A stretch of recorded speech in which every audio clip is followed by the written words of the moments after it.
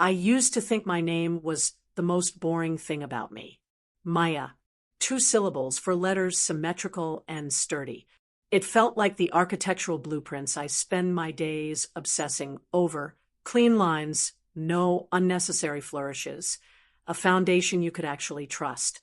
My life followed that same geometry. I wake up at 5:15 a.m., not because I'm a morning person, but because I crave the silence of the city before the chaos starts. I like the sound of my espresso machine, that precise mechanical hiss followed by the smell of burnt beans and dark chocolate. I like the way my fountain pen feels when it hits heavy stock paper, the slight resistance of the nib, the way the ink takes exactly 3 seconds to dry. My sister, Elena, always hated that about me. She'd stand in the doorway of my home office, leaning against the frame with that practiced, slouchy elegance of hers, watching me organize my life into color-coded spreadsheets. She'd say, "Maya, you're not living, you're archiving. You're building a museum for a person who hasn't even died yet." I'd just smile, keep my eyes on my monitor, and tell her that someone has to keep the lights on. For 28 years, we existed in these 2 different worlds. I was the successful one, the consultant who understood building codes and structural integrity. She was the free spirit, which was our parents' polite way of saying she hadn't held a job for more than 3 months since 2018. Elena's life was a series of frantic pivots: yoga instructor, vintage clothing reseller, aspiring herbalist. She lived in the gaps I left behind, borrowing my dresses and returning them with wine stains on the hem, asking for small loans that we both knew were gifts. But 6 months ago, something shifted. It started with a change in her posture. Elena stopped slouching. She started wearing her hair in a sleek, low bun, the exact way I've worn mine since grad school. She stopped showing up at my apartment unannounced, smelling of patchouli and cheap cigarettes. Instead, she'd call me, her voice pitched lower, more controlled. "Maya," she said during one of those calls, "I've met someone. His name is Julian. He's different. He's in venture capital, very high level. He appreciates substance. I think I finally need to take things seriously." I remember feeling a genuine surge of relief. I told her I was proud of her, that it was about time she found someone who challenged her. I didn't see the red flag when she asked me, "Hey, what was the name of that firm you consulted for in Dubai? The one with the sustainable glass project." I just want to be able to talk about what our family does without sounding like an idiot. I gave her the names. I gave her the details. I thought I was helping her bridge the gap between her world and Julian's. Then came the first real tremor in the foundation. It was a Tuesday evening, a humid, heavy night where the air felt like a wet wool blanket. I was sitting at my desk, the glow of my dual monitors the only light in the room, when my phone buzzed. It was an automated alert from a bank I didn't use. "Welcome to your new Platinum account, Maya. Your initial deposit of $5,000 has been processed." I stared at the screen, my thumb hovering over the glass. I assumed it was a phishing scam. I deleted it. 10 minutes later, another ping. An email notification to my secondary address, the one I only use for professional newsletters. "Thank you for your reservation at the Obsidian Lounge. We look forward to hosting you and your party of 4 this Saturday at 9 p.m. I don't go to places like the Obsidian Lounge. It's the kind of place where you have to know a guy who knows a guy just to get a seat at the bar. I checked the reservation details. It was booked under my name, my personal cell phone number, and paid for with a card ending in 4 digits I didn't recognize. My stomach did a slow, nauseous roll. I called Elena. She picked up on the 5th ring. The background noise was a roar of wind and expensive engine hum. "Maya, hey, I'm actually in the middle of something. Can I call you back?" Her voice was breathless, but there was a sharp edge of excitement under it. I asked her point blank if she'd use my name for a reservation. There was a pause, just a fraction of a second too long. "Oh, Yeah, Julian wanted to go, and I knew you had a corporate profile with that concierge group. I thought you wouldn't mind. It's just a dinner. Maya, don't be such a gatekeeper. Elena, you opened a bank account, I said, my voice shaking. I got an alert. A bank account? God. Maya, you're getting paranoid in your old age. It was probably just a glitch in the reward system. Listen, Julian's pulling up. I'll check my apps and see if something got crossed. Love you. She hung up before I could argue.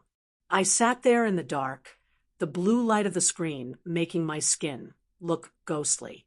I tried to tell myself she was right. I was the rigid one. I was the one who overanalyzed. But then I looked at my LinkedIn profile. There was a new message in my inbox from a man named Marcus Thorne. I didn't know a Marcus Thorne. The message read, "Great meeting you at the gala last night. Maya, your insights on the urban density project were fascinating. Julian was right. You're much more sharp in person than your papers suggest. Let's do lunch." I hadn't been to a gala. I had spent the previous night in my pajamas, eating cold Thai food, and reviewing structural load calculations for a parking garage in Chicago. I felt a cold sweat prickle at the back of my neck.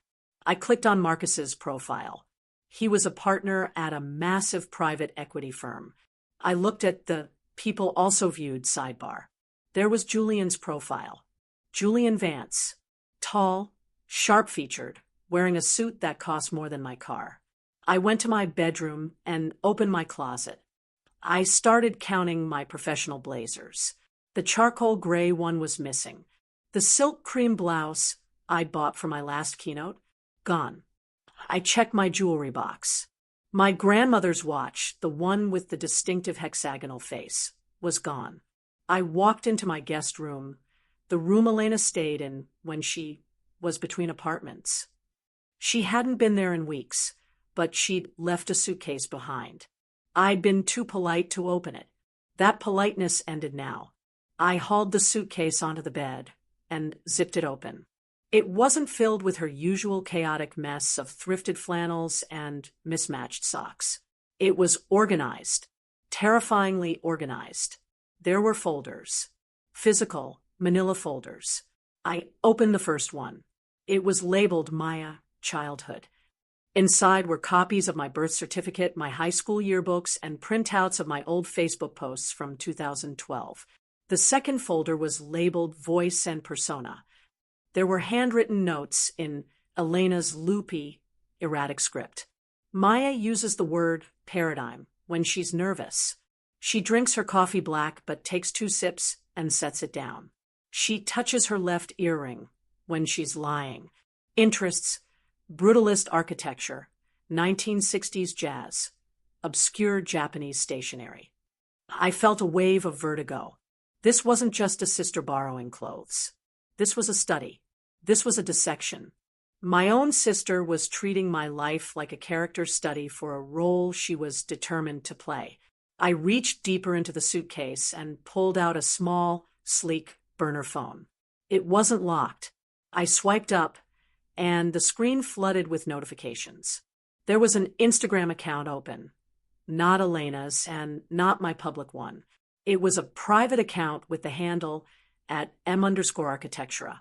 The profile picture was a shot of me from behind, taken while I was sketching at the park 3 months ago. The bio read, Maya, designing the future, 1 line at a time. I scrolled through the posts.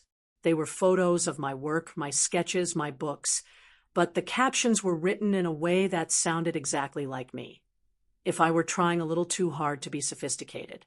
And then I saw the DMs.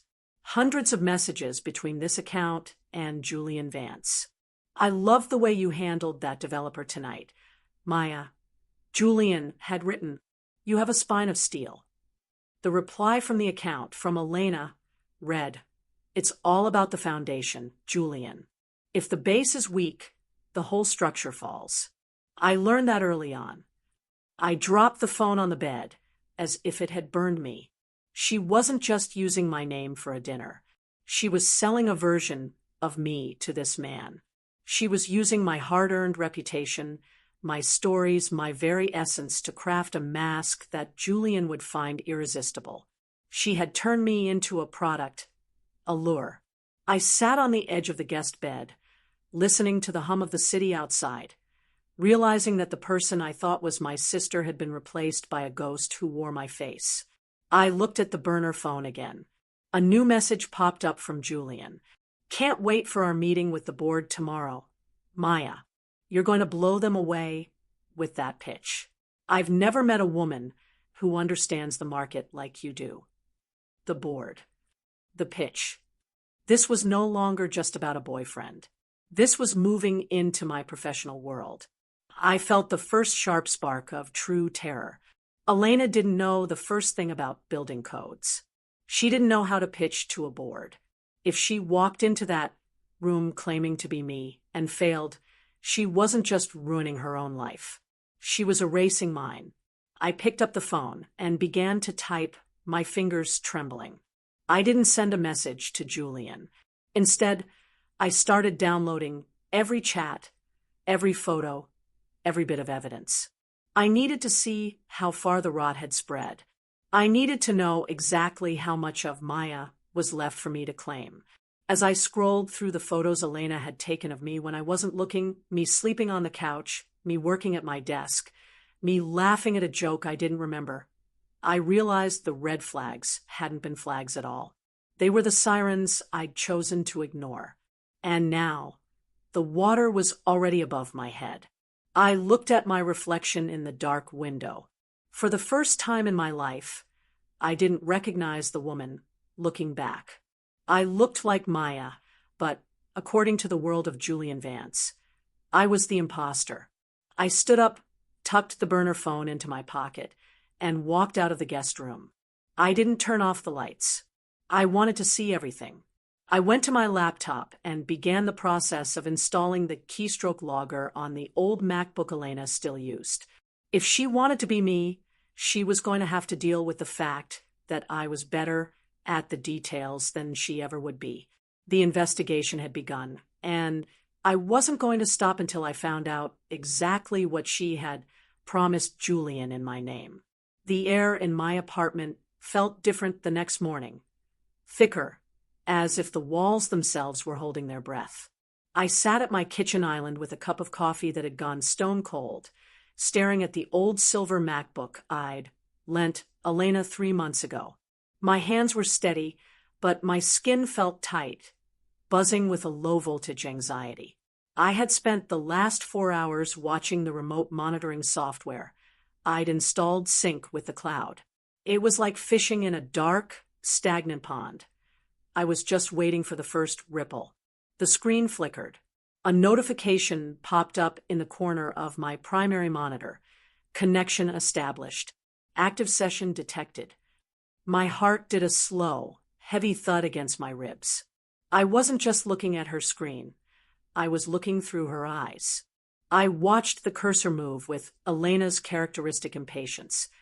Jerky, erratic movements. She opened a hidden partition on the hard drive, a folder buried 3 layers deep under a directory labeled Tax Returns 2022. But when she clicked it, the real name appeared at the top of the window, the Maya Archive. I felt a physical chill, the kind that starts at the base of your skull and numbs your fingertips. Inside that folder were hundreds of subfolders. She had categorized my life like a librarian from hell. One was labeled Style Guide. I clicked into a mirrored copy of it. It contained photos of my closet, snapshots she must have taken while I was in the shower.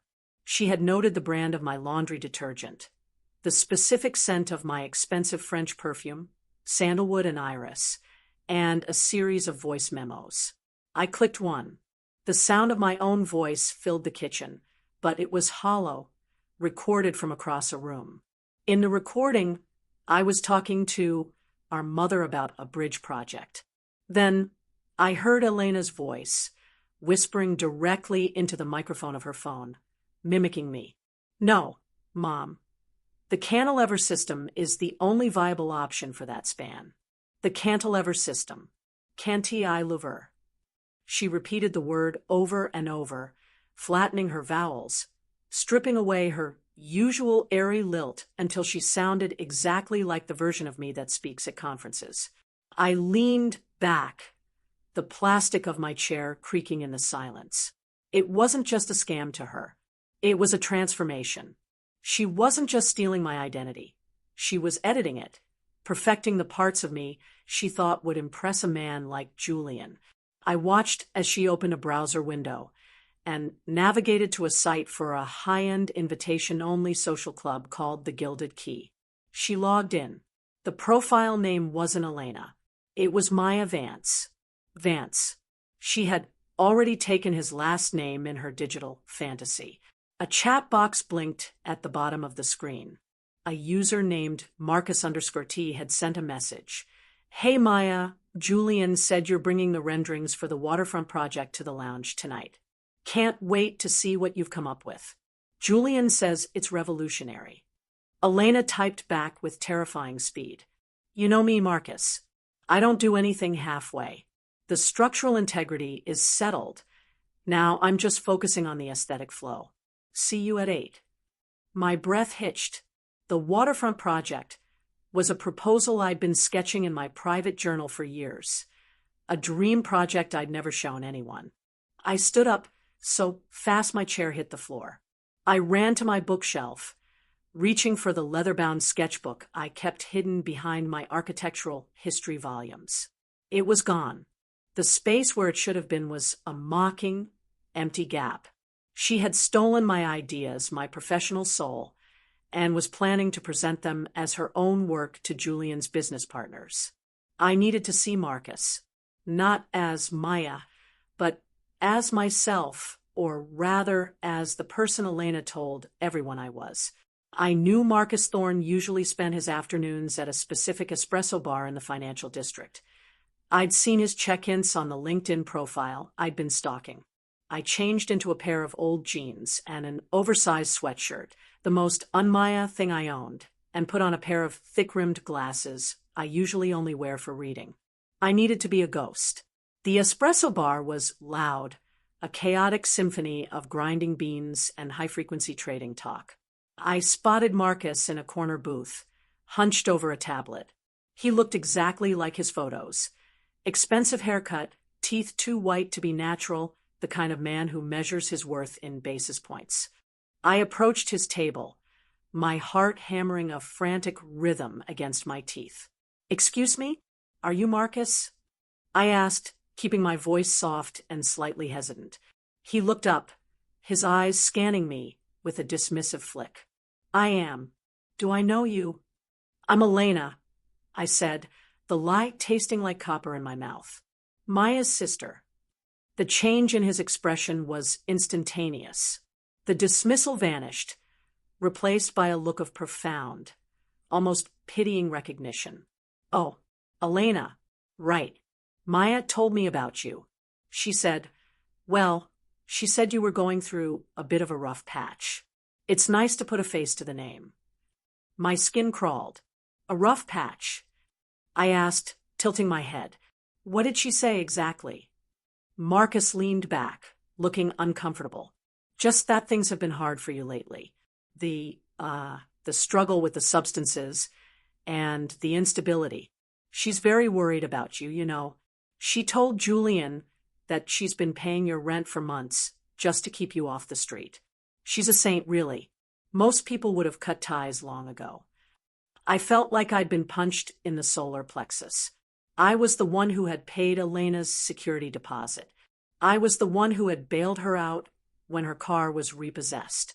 And here was this man, looking at me like I was a tragic charity case because Maya, my own sister, had spent months painting me as a hopeless addict to explain away any interference I might cause. She's very convincing, isn't she? I managed to say, my voice trembling. Marcus chuckled, oblivious. She's brilliant. Julian thinks she's the most talented architect of her generation. He's putting together a massive investment group for her waterfront development. It's going to make them both very, very wealthy. I gripped the edge of the table. And you? Are you investing too? Thinking about it, Marcus said, tapping his tablet. If the numbers on the feasibility study look as good as the sketches she showed us last week, I'm in. Why? Did you need something? Maya mentioned you might ask for money. The cruelty of it was breathtaking. She hadn't just stolen my life. She had built a fortress around it, using my own reputation to discredit me before I could even open my mouth. I stood there for a second, watching him go back to his tablet, realizing that to this entire circle of powerful people, I was the bad sister. I was the shadow. I left the cafe without another word. The sunlight outside was blinding, reflecting off the glass towers of the city I helped build. I felt invisible. I walked for hours, my mind spinning. I needed to see Julian. I needed to see the man who was at the center of this web. I followed the digital trail to a private members club on the 40th floor of a building overlooking the park. I couldn't get past the lobby, so I waited. I waited in the shadows of the marble pillars like a predator. At 7:45 p.m., a black town car pulled up. The door opened, and Julian Vance stepped out. He was even more imposing in person, a man who radiated a quiet, dangerous kind of authority. And then the other door opened. I saw myself. Elena stepped out of the car. She was wearing my charcoal gray blazer, tailored perfectly to her frame. She had my grandmother's watch on her wrist. She walked with my exact stride. Purposeful, chin tilted slightly up. She looked radiant. She looked successful. She looked like the person I had spent 10 years trying to become. Julian reached out and took her hand, pulling her close. He leaned in and whispered something in her ear, and she laughed, that short, clipped laugh I only use when I'm trying to be polite in a professional setting. I watched them walk toward the elevators, the golden light of the lobby swallowing them up. They were a power couple. They were the architects of a future that was being built on the bones of my past. I pulled the burner phone out of my pocket. My thumb hovered over the screen. I wanted to scream, to run in there and tear the blazer off her back, to tell Julian he was sleeping with a ghost. But I knew what would happen. Marcus's words echoed in my head. The struggle with the substances, the instability. They wouldn't see a victim. They would see a crazy sister having a breakdown in the lobby. I turned away and started walking toward the subway. My phone buzzed in my pocket. A new notification from the keystroke logger. Elena had just opened a new document on the MacBook. I sat on the plastic subway seat, the train screeching through the dark tunnels, and read as the text appeared on my screen in real time. It was a speech. Good evening, everyone, the text read. My name is Maya, and I've spent my life obsessed with the way structures define our humanity. This waterfront project isn't just about glass and steel. It's about the legacy we leave behind. I stared at the words until they blurred. She was using my thesis. She was using the exact language from the paper that had won me my first internship. She was going to stand up in front of a room of investors and recite my soul for profit. The motive was finally clear. It wasn't just about a boyfriend. It wasn't just about money. Elena didn't want to be me because she loved me. She wanted to be me because she hated that I had something she could never create on her own. A purpose. She was a hollow vessel, and she had decided to fill herself with everything I was. I closed my eyes, the rhythm of the train vibrating through my skull. Okay, Elena, I whispered into the empty air of the subway car. If you want to be the architect, let's see how you handle a structural failure. I opened my laptop right there on my knees. I didn't try to lock her out. I didn't change the passwords. Instead, I did something much more surgical. I accessed the master folder on the cloud drive where she kept her mirrored copies of my professional files. I found the feasibility study for the waterfront project, the document Marcus was so excited about. It was a complex series of calculations regarding soil density and tidal pressure. I knew those numbers by heart. I knew where the vulnerabilities were. With a few keystrokes, I began to change the decimal points. I didn't make it obvious. I shifted the load-bearing requirements just enough so that on paper, the project looked twice as expensive and half as stable. I altered the environmental impact projections to show a catastrophic risk of flooding that hadn't been there before. If Julian was going to use my name to launch a criminal investment scheme, I was going to make sure the product he was selling was a ticking time bomb. I watched the cursor on her screen move again. She was saving the document. She was uploading it to a shared drive titled Vance and Associate Project Maya. My phone chimed. A text from our mother. Maya, honey, Elena says you're not answering your door. She's so worried about you. She mentioned you might be cycling again. Please call me. We just want to help you get back on your feet. I felt a hot, sharp tear track down my cheek. I didn't wipe it away. I let it fall onto the screen of my laptop, landing right on the name, Maya. I'm not cycling, Mom. I whispered, my voice cracking. I'm building. I spent the rest of the night digging deeper into Julian. If he was a venture capitalist, he had a paper trail. I followed the money from the platinum account Elena had opened. It wasn't just $5,000. There were wire transfers coming in from offshore accounts in the Cayman Islands. Large, round numbers like 50,000, 100,000. The description for the transfers? Architectural consultation fees. Elena wasn't just playing dress up. She was laundering money through a ghost version of my career. And the more she spent, the more my name was being etched into a ledger that would eventually end up in the hands of the FBI. I looked at the clock. 3 a.m. I was exhausted, my eyes burning from the screen glare, but I couldn't stop. I found a deleted email in the MacBook's trash bin. It was from Julian to an address I'd never seen before. The girl is perfect, it read. She has the credentials, the look, and a sister who's a walking disaster. No one will question the source of the funds if they think it's coming from her family's private wealth. Once the waterfront contract is signed, we move the bulk of the capital and leave the architect to answer the questions. Elena is in deep. She won't talk. She thinks she's finally won. I stared at the words, leave the architect to answer the questions. He wasn't in love with Elena. He was using her to frame me. And Elena was so blinded by her desire to steal my life that she was handing him the rope he was going to use to hang us both. I leaned back, the silence of my apartment feeling like a physical weight. I wasn't just fighting my sister anymore. I was fighting a man who had turned my life into a disposable asset. I looked at the style guide folder one last time. I saw a photo of myself taken from the bushes outside my office window. I looked tired in the photo, my hair a bit messy, leaning over a drafting table. Underneath it, Elena had typed a single note. Needs more polish. Maya is too small for this life. I will be bigger. You want to be big, Elena? I said, my voice cold and hard as granite. Then I'm going to give you the biggest stage in the world. I began to draft an email. Not to Elena, not to Julian.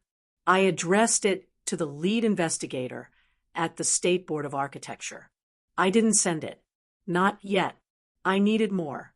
I needed to let them get closer to the edge. I needed to wait until the moment the contract was signed, when the stakes were at their highest. I fell asleep at my desk, my head resting on the cool surface of my laptop. In my dreams, I was building a skyscraper made of glass. I was standing at the very top, and I could see Elena at the bottom, looking up, screaming my name. But when I looked in the mirror, the reflection wasn't mine. It was hers, and she was smiling. I woke up to the sound of my phone, screaming. A barrage of texts from an unknown number. I know what you're doing, you pathetic bitch. The first one read, You think you're so smart with your little investigation. Stay away from Julian. Stay away from my life. If you show your face at the club, I'll tell the police you've been stalking me for weeks. I have the logs, Maya. I have everything. I looked at the burner phone I'd taken from her suitcase. It was gone. I must have dropped it. No, I checked the suitcase again. It was empty. She had come into my apartment while I was asleep at my desk. She had been standing right behind me. She had seen the logger. She had seen the files. The gaslighting was over. The war had moved into the light. The smell of her perfume was still hanging in the air of my office, that sharp, expensive sandalwood and iris. It was cloying like a funeral wreath. She had been standing right behind me while I slept. She had probably looked down at the back of my neck, watched the pulse in my throat, and felt nothing but the cold, calculating hunger of a predator. I stood up, my joints cracking in the morning silence, and saw the note she'd left pinned to my keyboard. It wasn't a handwritten apology. It was a printed legal notice from a firm I didn't recognize, stating that a restraining order had been filed against me. I picked up my phone, my thumb hovering over the screen, and that's when the first wave of the digital assault hit. It wasn't just a few texts anymore. It was a coordinated demolition. My phone vibrated so violently in my hand it felt like a trapped insect.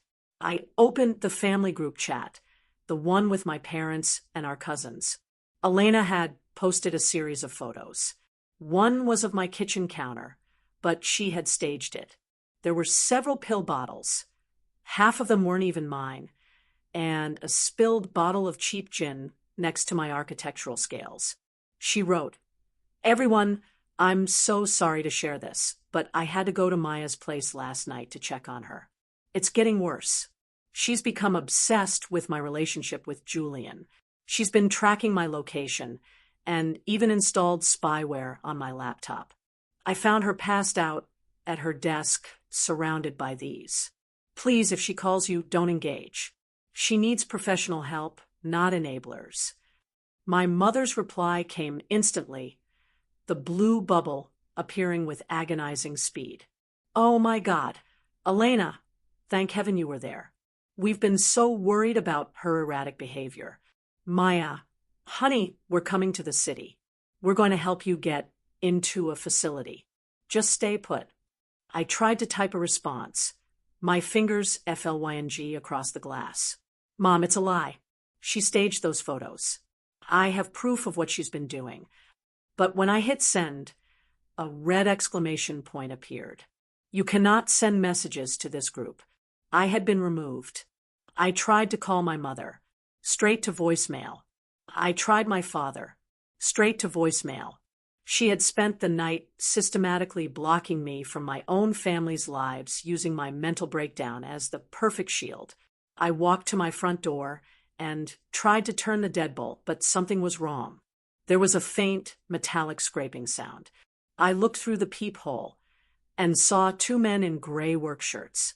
They were changing my locks. I flung the door open, my voice coming out in a jagged tear. What the hell are you doing? This is my apartment. One of the men, a burly guy with a clip-on tie, looked at me with a mixture of pity and annoyance. He held up a digital tablet. Sorry, lady. We have an emergency locksmith order from the leaseholder, Maya Vance. She reported a security breach by a disgruntled family member. We have the ID verification right here. He showed me the screen. It was a digital copy of my driver's license, but the photo was Elena. It was a high-quality forgery, or perhaps a filtered version of her face made to look more like my ID photo. She said you might be combative. We're instructed to call the police if you interfere. I am Maya Vance. I screamed, the sound echoing down the sterile hallway. She's my sister. She's stealing my life. The man just shook his head and pulled a cell phone from his pocket. Yeah, she said you'd say that. I'm calling it in. I slammed the door and locked the old interior chain, my breath coming in shallow, ragged gasps. I was being evicted from my own identity in real time. I ran back to my computer, desperate to send the files to the state board. But the screen was black. A skull and crossbones icon pulsed in the center of the monitor. Elena had used the very connection I'd established to mirror her laptop to wipe my drive. My backup drives, the ones plugged into the USB ports, were spinning loudly, their lights flashing red as the erase command tore through 10 years of work. My phone buzzed again. A private message on Instagram from @m_architectura. It was a video. I pressed play and saw Elena's face, close to the camera. She was in a brightly lit, modern bathroom, probably at the club. She looked impeccable. She looked calm. "You really shouldn't have played with the numbers on the waterfront project, Maya," she whispered, her voice a chilling mimicry of my own professional tone. Julian noticed the glitch in the feasibility study immediately. He's not angry, though. He thinks it's cute that you tried to sabotage me. But here's the thing. I've already submitted the corrected version. The version I wrote. And the board loved it. We're signing the initial contracts this afternoon. By the time you get anyone to listen to you, I'll be the architect of record for the biggest development in the city. And you'll just be the crazy sister who went to rehab for a pill habit. I threw the phone across the room. It hit the velvet sofa and bounced, the screen still glowing. I felt a surge of pure, primal rage. She wanted a war. I would give her a war. But I couldn't fight her from inside a locked apartment while the police were on their way to remove a disgruntled family member. I grabbed my go bag, the one I keep for site visits, and stuffed my laptop, my physical journals, and my passport into it. I went to the window. My apartment is on the second floor, overlooking a narrow alleyway where the trash bins are kept. It was a 10-foot drop. I climbed onto the ledge, the cold wind biting through my shirt, and looked down. The smell of rotting citrus and damp cardboard rose up to meet me. I didn't think. I just let go. The impact jarred my teeth, a sharp pain shooting up my ankles as I landed on a stack of flattened boxes. I didn't stop to check for injuries. I ran. I ran until my lungs burned, until the sound of sirens in the distance faded, until I was just another anonymous face in the crowded streets of Midtown. I ended up in a 24-hour internet cafe, a dim, subterranean place that smelled of ozone and stale energy drinks. I sat in a corner booth, hidden by a high plastic partition, and opened my laptop. My local files were gone, but Elena was arrogant. She had forgotten one thing: the physical security tokens I used for my encrypted cloud storage. She had wiped the computer, but she couldn't wipe the servers I'd hidden behind 3 layers of biometric authentication. I logged in. My hands were shaking so hard I had to try the fingerprint scan 3 times. When the drive finally mounted, I felt a sob of relief catch in my chest. Everything was there. The original designs, the timestamps, the metadata. But then I saw a new folder. It hadn't been created by me. It was titled, "For My Dear Sister." I opened it. Inside was a single text file. I clicked it, and the words scrolled across the screen like a death sentence. "Maya, if you're reading this, it means you've finally crawled into your little digital hole. Do you want to know the real secret? Julian didn't find me. I found him. I've been watching him for a year. I knew he needed someone like you, someone with a clean name and a big brain, to move his money. I just provided the vessel. And the best part? Our parents gave me the money to start the Platinum account. I told them you needed it for medical expenses you were too ashamed to admit. They didn't even blink. They've always wanted to believe I was the savior, and you were the tragedy. It makes them feel needed. You were always too independent, Maya, too perfect. People don't love perfect people. They love people they can fix. And right now, everyone loves me." I stared at the screen, the neon green light of the cafe reflecting in my eyes. The subtext of our entire lives was laid bare. This wasn't just about money or a boyfriend. It was about the fundamental resentment of the lesser sibling. She hadn't just stolen my identity. She had weaponized our parents' subconscious biases against me. Suddenly, my phone, the one I'd retrieved from the sofa, started lighting up with text notifications. It was a group chat, but not the family one. This was labeled Waterfront Launch. I saw Julian's name, Marcus's name, and several high-profile developers. Julian. Everything is set for the 4 p.m. signing at the Pierre. Maya, you have the physical seals. Elena, as me in my bag, Julian. I'm just finishing my hair. I want to look like the woman who's about to change the skyline. Marcus, the press is already arriving. This is going to be the biggest story in the real estate section tomorrow. The architect prodigy returns. I looked at the clock on the wall. 3:15 p.m. I had 45 minutes to get to the Pierre Hotel. I had no money, no car, and the police were likely looking for me at my apartment. My clothes were stained with alleyway grime, and my hair was a bird's nest of tangles. I stood up, gripping the edge of the desk. I looked at my reflection in the darkened monitor of the computer next to mine. I didn't look like a successful architect. I looked like the walking disaster Elena had described. If I walked into that ballroom now, I would be tackled by security before I could say a word. I would be confirming everything she had said about me. I needed to stop being the victim. I needed to stop trying to prove I was the real Maya and start being the person who could dismantle Elena. I walked to the counter of the cafe. The teenager working there didn't even look up from his phone. I need to buy a change of clothes and a makeup kit, I said, my voice sounding strange and hollow. Is there a 24-hour pharmacy nearby? He pointed vaguely toward the door. 2 blocks east. Can't miss it. I spent the last of the cash I had in my bag on a bottle of bleach blonde hair dye, a pair of oversized designer sunglasses, and a cheap but sharp-looking trench coat. I went into the cramped, foul-smelling bathroom of the pharmacy. I didn't hesitate. I poured the bleach over my dark hair, watching the color drain away in the mirror, turning me into something unrecognizable.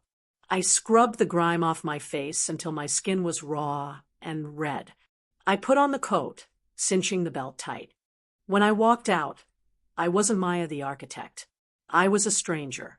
I hailed a cab, my heart thumping a frantic, irregular beat. The Pierre Hotel, I told the driver. And please hurry. As we drove through the congested streets, my phone continued to chime. The Waterfront Launch chat was a nonstop stream of congratulatory messages. Julian, Maya, where are you? We're heading to the dais. Elena, as me, just stepped out of the car. See you in the lobby, darling. I watched the hotel entrance loom closer, a grand stone edifice that felt like a fortress. I saw the black SUVs, the flashes of paparazzi cameras, the men in silk ties and the women in structured dresses.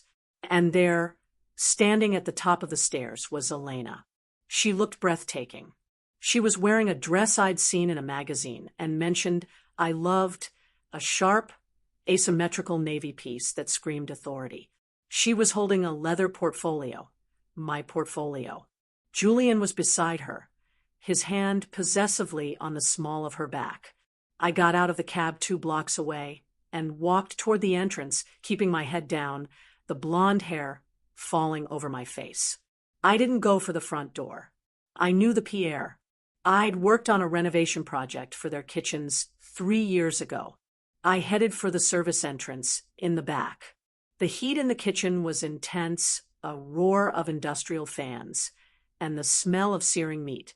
I moved quickly, keeping my face turned away from the line cooks. I found the service elevator and pressed the button for the grand ballroom. The elevator doors opened to a sea of tuxedos and evening gowns.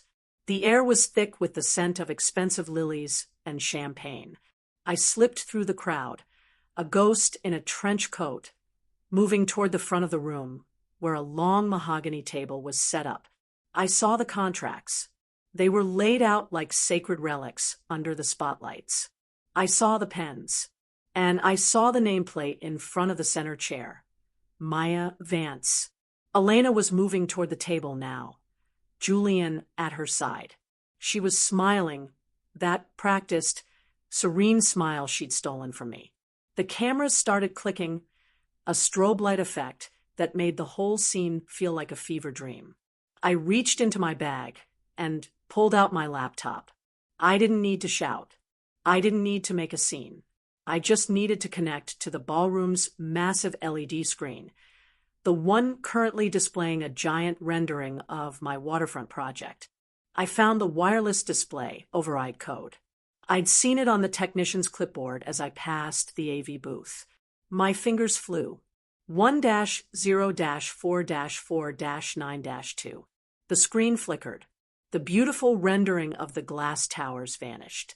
In its place, a giant image appeared. It was the photo of the master folder from Elena's laptop. The labels were clear for everyone to see. Maya, childhood, voice and persona, style guide. The room went silent. The kind of silence that feels like the air has been sucked out of a vacuum. Elena froze, her hand halfway to the pen. Julian turned, his face darkening as he looked at the screen. I didn't stop there. I hit play on the voice memo. My own voice, recorded in secret, filled the ballroom. The cantilever system is the only viable option. The cantilever system. Cantilever. Then Elena's voice, mimicking me over and over, a haunting, robotic repetition. I stepped out from behind a floral arrangement, pushing back my hood, the bright, raw blonde of my hair catching the light. I walked toward the table, my eyes locked on Elena's. She looked at me, and for the first time in our lives, the mask didn't just slip. It shattered. You forgot one thing about architecture, Elena, I said, my voice amplified by the silence of the room. You can't build a skyscraper on a foundation of lies. It always collapses. Julian stepped forward, his eyes darting between us. What is this? Who are you? I looked him dead in the eye. I'm the person whose credit you've been using to launder your money, Julian. And I'm the person who just sent the real feasibility study, the one with the catastrophic flood risk, to every investor in this room. The chaos that followed was a blur of shouting, breaking glass, and the sudden, sharp arrival of security. But through it all, I kept my eyes on Elena. She wasn't screaming. She wasn't crying. She was just staring at the screen, at the archive of a life she thought she had successfully stolen. She looked at me, and her voice was a tiny, broken whisper. I just wanted to be someone people looked at. Maya. I just wanted to be someone. You were someone, Elena, I said, the words feeling like ash in my mouth. You were my sister, but you traded that for a name you didn't even know how to carry. As the security guards grabbed my arms, I didn't struggle. I felt a strange, cold peace. The facade was gone. The demolition was complete. And as I was led out of the ballroom, the last thing I saw was Julian Vance slipping through the side exit, leaving Elena alone under the glare of the lights, a ghost in a stolen dress. The fluorescent lights of the precinct intake room hummed at a frequency that made my teeth ache. I sat on a cold metal bench, the smell of industrial floor wax and stale coffee clinging to my trench coat. My blonde hair, stiff and straw-like from the rush job bleach, felt like a foreign weight on my head. I looked down at my hands. They were stained with the navy ink from the ballroom's chaos, a dark blue smear across my knuckles that looked like a bruise. I was waiting, not for a lawyer, and not for my parents, who had stopped answering my calls hours ago. I was waiting for the shadow to drop. A detective with tired, bloodshot eyes walked into the small enclosure, dropping a heavy accordion file onto the table. The sound was like a gunshot in the cramped space. He didn't look at me, like I was a criminal. He looked at me with the weary pity people reserve for those caught in a natural disaster. He pulled out a chair, the metal legs shrieking against the linoleum, and said, "Maya, we've been going through the digital recovery from the servers you flagged. There's something you need to see. It's not just about the identity theft anymore. We've moved past fraud and into something much heavier." He slid a series of printed bank statements across the table. I leaned forward, the plastic of my seat sticking to the back of my legs. At first, it looked like the same platinum account Elena had opened in my name. But as I traced the lines of transactions with my finger, I saw the patterns. Large, identical sums, $14,900, deposited every 3 days from a shell company called Vance Structural Holdings. They stayed under the $15,000 reporting threshold. The detective muttered, his voice a low gravel. "But that's not the secret. Look at the outgoing wire transfers." I followed the trail. The money didn't stay in the account. Within an hour of every deposit, it was moved into a secondary account I'd never seen, an account held at a private bank in Zurich. I felt a cold, hollow sensation in my stomach. The account holder wasn't Julian Vance. It wasn't even Elena. The name on the Zurich account was Maya Vance, but the secondary signatory, the person with total power of attorney, was Julian. "He didn't just need your name for a social climb, Maya," the detective said, leaning in so close I could smell the peppermint he was chewing to hide the scent of cigarettes. "He needed a fall person. We found a document in a subdirectory of the archive folder. It's a confession, fully typed out, detailed. It admits to a 5-year embezzlement scheme from the municipal pension fund.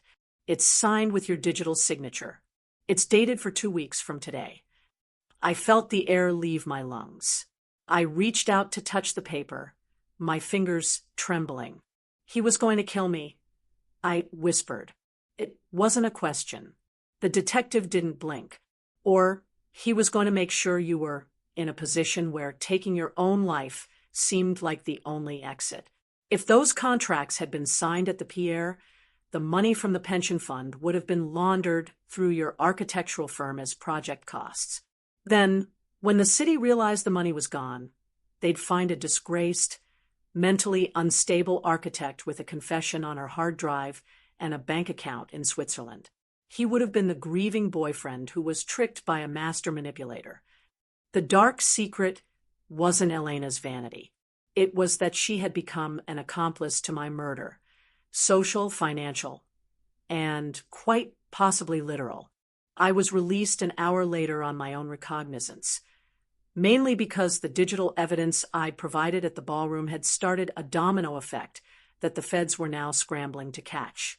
I walked out into the pre-dawn chill of the city, the sky a bruised purple. I didn't go home. I couldn't. I went to a small, nondescript hotel in Queens, paying cash for a room that smelled of old cigarettes and lemon polish. I sat on the edge of the bed and opened my laptop. I had one more bridge to cross. I went back into the archive folder. I wanted to see the moment Elena knew. I wanted to see if there was a shred of my sister left inside that hollowed-out mask. I found a hidden chat log, one that hadn't been on the burner phone. It was an encrypted messenger app on the MacBook. The messages were between Elena and Julian, dated from 3 nights ago. "Elena, she's getting too close, Julian. She found the bank alerts. She's smarter than you think. Maybe we should just tell her. Give her a cut. She's my sister. Julian, your sister is a liability, Elena. She's the anchor dragging you down. Do you want to be the woman on the stage, or do you want to be the girl sleeping on her couch again? If you want the life, you have to let the old Maya die. The confession is already drafted. Once she's out of the way, we have the Zurich funds and a new start in Montenegro. Just keep her distracted for 3 more days. Elena, I don't know if I can do it. Seeing her at the desk, she looks so tired. Julian, then don't look at her. Just look at the dress I bought you. Look at the renderings. That's who you are now. You aren't the failure anymore. You're her. Only better. I closed the laptop and walked to the window, looking out at the sprawling gray of the city. My sister had negotiated the price of my life for a navy dress and a title she couldn't spell. The betrayal was so deep it transcended anger. It was a cold, crystalline clarity. I realized then that there was no saving Elena. There was no confrontation that would lead to a tearful reconciliation. She had crossed a line into a dark territory where family was just another currency to be traded. I spent the next 6 hours doing what I do best, analyzing the structure, not of a building, but of Julian Vance's empire. If he was using me as the fall person for a pension fund embezzlement, he had to have a physical point of entry, a way the money was actually leaving the city accounts. I dug through the Vance Structural Holdings records I'd scraped. I found a series of invoices for subsurface surveys on the waterfront project. The company billing him was Apex Geotech. I looked up the directors. One was a former city comptroller who had retired under a cloud of rumors 3 years ago. The other was a man named Leo Vance, Julian's father. The rot went back decades. Julian wasn't a self-made venture capitalist. He was the second generation of a parasitic family that fed on the city's infrastructure funds. And my sister had invited them into our house. I felt a vibration in my pocket, my phone. I had dozens of missed calls from my mother. I finally picked up. Maya? Oh, thank God. Her voice was frantic, thin, and wavering. The police were just here. They took Elena. They said horrible things, Maya. They said she was involved in some kind of financial crime. Tell me it's not true. Tell me you can fix this. You're the smart one. You always fix things. I stood in that dingy hotel room, looking at my reflection in a cracked mirror, and for the first time, I didn't feel the need to be the smart one. I didn't feel the need to protect her. I can't fix this, Mom, I said, my voice as flat and cold as a sheet of steel. Elena didn't just steal my name. She signed a confession to a crime that would have put me in prison for 20 years. She knew what Julian was doing. She knew he was going to destroy me, and she helped him because she liked the way his suits looked. She's your sister, Maya, my mother wailed. She's just lost. She's always been jealous of you. She didn't mean to. Stop, I said, the word cutting through her hysterics. Stop making excuses for her. She didn't mean to. She had a folder on her computer labeled Voice and Persona, where she practiced being me. She told the world I was an addict, so no one would believe me when I tried to stop her. She is not lost. She is exactly where she chose to be. I hung up. The silence that followed was the heaviest thing I'd ever felt. I realized that by telling the truth, I had likely severed my relationship with my parents forever. They would always see me as the cold, unforgiving daughter who sent her sister to jail. They would never forgive me for being the person who survived. I went back to the laptop. There was one last file I hadn't opened. It was a video file, the very last thing Elena had recorded on the MacBook before she'd come to my apartment that final night. I hit play. The camera was shaky, the lighting dim. Elena was sitting on the floor of her bedroom, surrounded by my clothes. She looked beautiful and haggard at the same time. She was holding my grandmother's watch, turning it over in her hands. I hate you, Maya, she whispered to the camera. I hate you because you make it look so easy. You think you're so much better than me because you have a career and a purpose. But you're just a machine. You don't know how to feel anything. Julian feels things. He sees me. He sees the person I'm supposed to be. And if I have to erase you to become her, then maybe that's just how the world works. Survival of the fittest, right? That's what you always say about your buildings. Only the strong foundations last. Well, I'm the new foundation. I'm the one they'll remember. The video ended with her looking directly into the lens, her eyes wide and glassy, a terrifying mix of delusion and desperation. She wasn't an architect. She was a demolition crew. I sat there for a long time, the gray morning light creeping under the hotel door. I realized then that the point of no return wasn't the ballroom or the police station. It was that moment in her bedroom. She had decided that, for her to exist, I had to be deleted. I stood up and walked to the small desk, picking up a piece of hotel stationery. I didn't write a letter to Elena.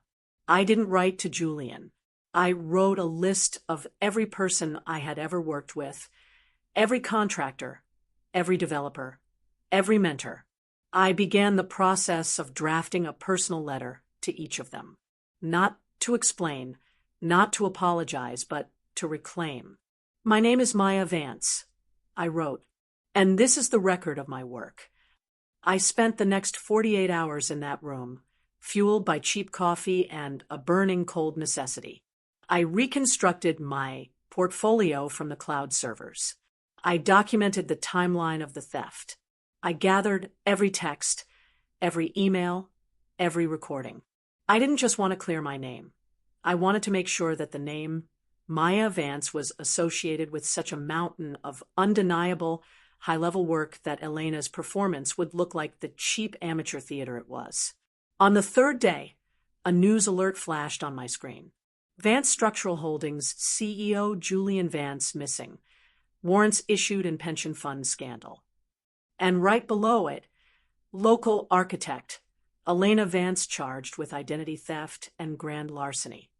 They used a photo of her from the ballroom. She was wearing my navy dress, her hair in my low bun, her face pale under the camera flashes. She looked exactly like me. And, for the first time, I didn't feel the urge to look away. I looked at her, and I saw a stranger wearing a costume that was 5 sizes too big. The dark secret was finally out. The project was dead. Julian was a fugitive. And my sister was a headline. I packed my bag, left the hotel, and walked toward the subway. I had a meeting with the district attorney. I had a name to take back. And as I descended into the dark, noisy depths of the city, I realized that I wasn't the person I had been a week ago. That Maya was dead, just like Julian wanted. But the woman who was left, she was built of something much harder than glass and steel. She was built of the truth. The day of the preliminary hearing arrived with a sky the color of wet slate, a heavy, oppressive gray that seemed to push the skyscrapers further into the cracked pavement. I stood outside the courthouse, the wind whipping my trench coat around my knees, smelling the metallic tang of oncoming rain and the exhaust of 100 idling city buses. I looked at the grand limestone steps, the pillars that were supposed to represent stability and truth, and I felt a bitter irony. My sister was inside those walls, but she wasn't there as Elena. She was still trying to cling to the wreckage of me. I walked through the metal detectors, the high-pitched whine of the machines vibrating in my jaw. The hallway leading to courtroom 4B was narrow and dimly lit, crowded with reporters holding digital recorders like weapons. When I turned the corner, I saw my parents. They were sitting on a wooden bench, looking small and fragile under the harsh fluorescent lights.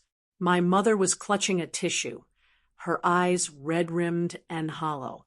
My father just stared at his shoes. As I approached, my mother stood up, her voice a fragile whisper that carried the weight of 1,000 disappointments. "Maya, please. The lawyers say if you testify, if you provide the original design timestamps, she'll go away for years. She's your blood. Can't you just tell them it was a misunderstanding? Can't you say you gave her permission?" I looked at her, and for a second, I felt the old pull, the urge to be the good daughter, the one who fixes the leaks and steadies the foundation. But then I remembered the photo of the pill bottles on my counter. I remembered the 5-year embezzlement confession she had signed with my name. "She didn't just borrow a dress, Mom," I said, my voice sounding like gravel. "She tried to erase me. If I lie for her now, I'm helping her finish the job." Is that what you want? To have two daughters who don't exist? My father didn't look up. He just mumbled, "We just wanted a peaceful family, Maya. You always had to make everything so structural." The doors to the courtroom swung open with a heavy, wooden thud. I walked past them, feeling the severance like a physical cord snapping in my chest. I took my seat in the second row.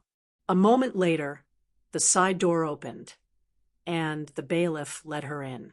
Elena was in a tan jumpsuit, her hands cuffed in front of her.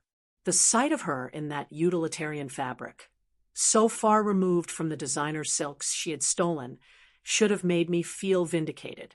But then I looked at her face. She had spent the morning in the holding cell doing her hair. It was in my low bun. She had used a smuggled eyeliner to mimic my specific, sharp wing. Even in handcuffs, she was trying to inhabit the character. She sat at the defense table and turned her head. She didn't look ashamed. She looked at me and smiled, a tiny, knowing smirk that sent a jolt of pure ice down my spine. It was the look of someone who still thought she was winning. The judge, a woman with a face like carved mahogany, banged her gavel. Case number 402, B. The People versus Elena Vance. Identity theft, grand larceny, and criminal impersonation. The prosecutor, a sharp-featured woman named Sarah Jenkins, stood up. She didn't lead with the bank records. She led with the archive. She projected the voice and persona folder onto the large screens at the front of the room. The gallery gasped as Elena's notes appeared. Maya's coffee order. Black, 2 sips, set it down. Maya's walk. Lead with the hips, chin at 15 degrees. This wasn't an act of desperation, Sarah told the court. This was a calculated, long-term psychological assassination. The defendant didn't just want the victim's money. She wanted to replace her in the minds of her family, her colleagues, and the public. I was called to the stand. The wooden steps felt hollow under my feet. I took the oath, my voice steady, my eyes never leaving Elena's. For the next 2 hours, Sarah led me through the evidence. I read out the text messages from the Waterfront Launch group chat. I explained the technical flaws I had introduced into the feasibility study to trap her. "And why did you do that, Ms. Vance?" Sarah asked. "Why not just call the police the moment you found the bank alert?" "Because the police wouldn't have believed me," I said, my voice echoing in the silent room.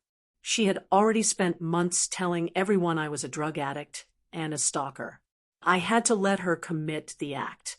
I had to let her stand on the stage and prove, in front of witnesses, that she didn't know the first thing about the work she was claiming as her own. I had to let the building fall to prove who the real architect was. Elena's lawyer, a man who looked like he'd been hired for his ability to shout rather than his logic, stood for the cross-examination. He walked toward me, his shoes clicking rhythmically. "Isn't it true, Maya, that you've always been jealous of your sister's beauty? That you've always been the drudge while she was the star? Isn't this whole investigation just an elaborate way to punish her for finally finding happiness with a successful man like Julian Vance?" "She didn't find happiness," I replied, leaning into the microphone. "She found a money laundering scheme, and she offered me up as the sacrifice to join it." "You have no proof she knew about the Zurich account's true purpose," the lawyer shouted. "I have her chat logs with Julian," I said, "where he told her the old Maya has to die." And she replied, "I don't know if I can do it." She looked so tired. She knew. She just didn't care. The room erupted. My mother let out a strangled sob from the back. Elena leaned over to her lawyer and whispered something, her eyes fixed on me with a terrifying, wide-eyed intensity. The judge called for order, her gavel pounding like a heartbeat. "Mr. Rossi, sit down. Ms. Vance, you may step down." As I walked back to my seat, I had to pass the defense table. Elena leaned out, the chain of her handcuffs clinking against the wood. "You think you've won, Maya?" she hissed, her voice low enough that only I could hear it. You're still just a lonely girl in a room full of blueprints. Even in jail, I'm the one they're talking about. I'm the headline. You're just the footnote. I didn't stop. I didn't look back. I sat down and watched as the prosecution called their final witness, Marcus Thorne. Marcus looked different than he had in the espresso bar. The swagger was gone. He looked terrified. He'd cut a deal with the DA to avoid being charged as an accessory. He took the stand and confirmed everything. He spoke about the private meetings at the Pierre, the way Elena had handled the investors, and the moment Julian had told him that the real Maya was a liability who would be taken care of by the end of the month. Did you ever suspect she wasn't who she said she was? The prosecutor asked. Marcus looked at Elena, then at me, his face twisting in confusion. Sometimes. There were moments when she'd talk about a design, and she'd get a term wrong. Or she'd forget a detail about a project she supposedly spent years on. But she was so charming. She made us feel like we were part of something exclusive. Julian said she was just artistic and temperamental. We wanted to believe her because the money looked so good. The fallout was visible in real time. On the screen behind the judge, the news was breaking. The waterfront project had been officially canceled. The investors were pulling out. The Vance name was being scrubbed from every digital surface in the city. But the true confrontation happened during the recess. I was in the hallway, trying to find a quiet corner to breathe, when my mother approached me again. She wasn't crying now. She looked cold. You've destroyed her, Maya. You've put your sister in a cage. Are you happy now? Is your truth worth your family? The family was already destroyed, Mom, I said. Elena destroyed it when she opened a folder on her computer and started studying me like a specimen. You destroyed it when you decided to believe her lies because it was easier than seeing the truth about your own children. She slapped me. The sound was sharp, a stinging crack that echoed off the marble walls. My cheek burned, the skin tightening, but I didn't move. I didn't even blink. I just looked at her. And in that moment, I realized I didn't need her approval anymore. I didn't need any of them. I hope those buildings of yours keep you warm at night, she whispered, her voice trembling with a hatred I'd never seen before. She turned and walked away, catching my father's arm as they headed toward the exit. I stood there for a long time, the red mark on my face a badge of a final, permanent liberation. I went back into the courtroom for the final statements. The judge looked at Elena. The evidence of identity theft is overwhelming. The evidence of your involvement in the Vance embezzlement scheme is a matter for the grand jury. But as for the charges today, I find sufficient cause to proceed to trial. Bail is denied. You will remain in custody. Elena didn't scream. She didn't cry. She just stood there as the bailiff took her arm. She looked at the gallery, at the reporters, at the cameras. She adjusted her hair. My hair? One last time, ensuring she looked perfect for the morning news. She wasn't a sister anymore. She wasn't even a criminal. She was a performance that had finally run out of scenes. As they let her out, I looked at the table where she'd been sitting. She'd left something behind.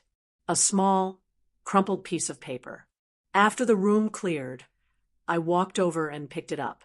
It was a sketch. It wasn't one of mine.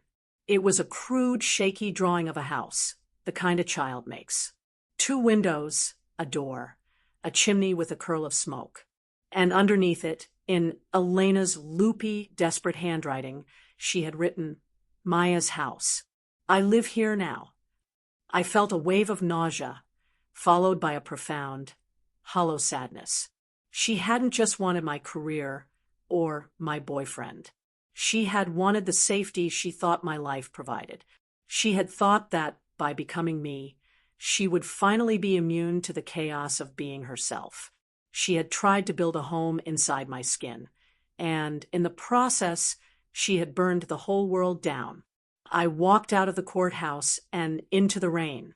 The water felt cold and clean, washing away the smell of the courtroom and the sting on my cheek. I looked at my phone. A message from my office. Maya, we've seen the news. We've recovered the original files. The board wants to know if you're ready to discuss the new proposal for the library. We're with you. I deleted the message. Not because I didn't want the work, but because I wasn't ready to be the architect yet. I needed to be Maya first. I walked toward the subway, my feet hitting the pavement with a new, solid weight. The facade was gone. The social consequences were permanent. I was a woman without a family, but I was also a woman with a name that belonged only to her. I reached into my pocket and pulled out my grandmother's watch, the one the police had recovered from Elena's bag. It was broken. The glass was cracked, and the hands were frozen at 4:12, the exact moment I had interrupted the signing at the Pierre. I looked at the frozen time, and then I did something I should have done months ago. I walked to the edge of the subway platform and dropped the watch into the dark, oil-slicked tracks below. The sound of the oncoming train drowned out the splash. I didn't need her time anymore. I didn't need her legacy. I was going to build something new. 6 months is a long time for the dust to settle, but it's not long enough for the air to clear. I sat in a small, sun-drenched studio in a part of the city where no one knew my name or my sister's face. The smell of fresh cedar and drafting ink replaced the cloying sandalwood that had haunted my old life. There was a peculiar, ringing silence in this new space, a silence I had bought with the wreckage of everything I used to be. My hair had grown out into a short, jagged pixie cut, the bleached blonde ends finally trimmed away to reveal the natural dark brown beneath. It felt lighter. Everything felt lighter. I spent my mornings watching the light crawl across my new drafting table, a heavy slab of oak that didn't vibrate with the hum of 100 hidden digital trackers. My old life, the one Elena had tried to inhabit, was a series of court dates and legal depositions now. I had a final folder on my laptop, not a master archive or a style guide, but simply a file labeled restitution. Inside were the receipts of a life reclaimed. The letter from the bank clearing my credit, the formal apology from the architectural board, and the final decree of the restraining order that kept my parents at a distance they had chosen themselves. I received a notification on my screen, a simple text from my lawyer, Marcus's replacement. The sentencing is final, Maya. Elena received 8 years. With the embezzlement charges factored in, she won't be eligible for parole for at least 5. Julian Vance was spotted in Dubai, but the international warrants are active. It's over. I stared at the words until they blurred. 8 years. In 8 years, I would be 36. Elena would be 33. We would be strangers with the same DNA, 2 points on a graph that had diverged so sharply they could never intersect again. I didn't feel the surge of triumph I had expected. I just felt a profound, echoing emptiness, like the floor of a building that had been gutted by fire. I decided to visit the facility one last time.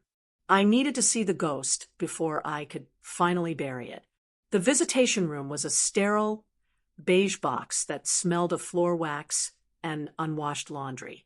I sat behind the plexiglass, the cool surface reflecting my own face back at me. When the door opened and Elena was let in, I almost didn't recognize her. The low bun was gone. Her hair was lank and dull, pulled back into a messy ponytail with a rubber band. The tan jumpsuit was oversized, making her look small and fragile, like a child playing dress-up in a nightmare. She sat down, the plastic chair screeching against the floor. She picked up the phone, her movements slow and deliberate. When she looked at me, there was no smirk. There was only a hollow, terrifying vacancy in her eyes. "You look different, Maya," she said, her voice crackling through the cheap speaker. "You look diminished. Without me to mirror you, you're just a gray shadow in a gray room." I looked at her, and for the first time, I didn't feel the need to argue. "I'm not diminished, Elena. I'm just me. There's no one else in here anymore. Just one person. You think you're free? She asked, a dry, rattling laugh escaping her throat. Every time you walk into a room, people will wonder. They'll look at your hands and wonder if they're the hands that signed those contracts. They'll hear your voice and wonder if it's the recording. You didn't take your identity back. You just turned it into a crime scene. I'm more you than you are, even in here. I'm the one they remember. I'm the one Julian loved. Julian didn't love you, I said, my voice as steady as a plumb line. He loved a ledger. He loved a fall person. He saw a hole in the world where a person should have been, and he filled it with my name. You were just the hand that held the pen. Elena leaned closer to the glass, her breath fogging the surface. Our mother calls me every week. She tells me about the house. She tells me she misses me. She doesn't mention you, Maya. Not once. You won the truth, but I won the memory. Who's the ghost now? I looked at her, really looked at her, and I saw the structural failure I had spent my life trying to ignore. Elena wasn't a monster. She was a void. She had spent so long trying to be someone else because there was nothing at the center of her. She was a building with no foundation, held up only by the scaffolding of other people's lives. Goodbye, Elena, I said. I didn't wait for her to respond. I hung up the phone and walked out of the room. I didn't look back when I heard her start to scream my name. Not in anger, but in a high, thin wail of absolute terror. The sound of a person realizing they are finally, truly alone in their own skin. I walked out into the parking lot, the air fresh and sharp with the scent of pine. I drove back to the city, but I didn't go to my studio. I went to the waterfront. The site of the canceled project was a wasteland of rusted rebar and stagnant pools of rainwater. The glass towers I had dreamed of were never going to rise here. The ground was poisoned by the Vance legacy. I stood at the edge of the pier, watching the gray river churn beneath me. I pulled a small leather-bound journal from my pocket, the one I had started after the ballroom, the one that contained the sketches of a library, not a monument to greed. I looked at the first page. I had written a single sentence. An identity is not a thing you own. It is a thing you do. I realized then that Elena was right about one thing. People would always remember the scandal. The name Maya Vance would always have a shadow. But a shadow only exists because there is light. I wasn't going to spend the rest of my life trying to scrub the stain away. I was going to build something over it. I opened my laptop one last time in the front seat of my car. I logged into my professional email. There were dozens of messages, but I scrolled past the news inquiries and the legal updates. I stopped at an email from a small firm in Vermont. Dear Ms. Vance, it read, we've followed your story. More importantly, we've looked at your original work on the Urban Density Project. We don't care about the headlines. We care about the cantilever system you designed for the bridge. We have a community center project that needs a spine of steel and a heart of glass. We'd like to know if the real Maya Vance is available for a consultation. I felt a slow, warm pressure in my chest. The first time I had felt my heartbeat for something other than survival in a year. I typed a reply. I am available. But I should warn you, I don't work from the old blueprints anymore. I'm starting from the ground up. I hit send. The sound of the outgoing mail was a sharp digital chime that felt like a bell. I drove away from the waterfront, leaving the rusted iron and the poisoned dreams behind. As I crossed the bridge into the city, I saw my reflection in the rearview mirror. My eyes were clear. The red mark from my mother's slap had faded into a faint, almost invisible scar. I looked like a woman who had been through a war, but I also looked like a woman who had won the right to her own silence. The Phoenix moment isn't a burst of fire and glory.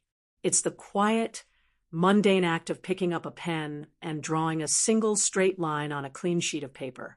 It's the smell of coffee in a room that belongs only to you. It's the realization that while someone can steal your name, your clothes, and your face, they can never steal the way you see the world. I reached the studio and unlocked the door. The sun was setting, casting long, golden shadows across the floor. I walked to the drafting table and picked up my fountain pen. The nib felt familiar, a slight resistance against the heavy stock paper. I didn't think about Elena. I didn't think about Julian. I didn't think about the archive. I just thought about the light. I began to draw. The ink was dark and permanent, flowing across the page in a series of precise, unbreakable lines. I wasn't building a museum for a dead person. I was building a home for the living. My name is Maya Vance, and for the first time in my life, I know exactly what that means. It means I am the one who stays. I am the one who builds. And I am the only one who gets to decide when the story is over. I reached for the light switch, the click echoing in the stillness. The room was dark, but the lines on the paper seemed to glow. I walked to the window and looked out at the city, a million lights flickering like stars in the distance. I wasn't a footnote. I wasn't a shadow. I was the architect of the rest of my life.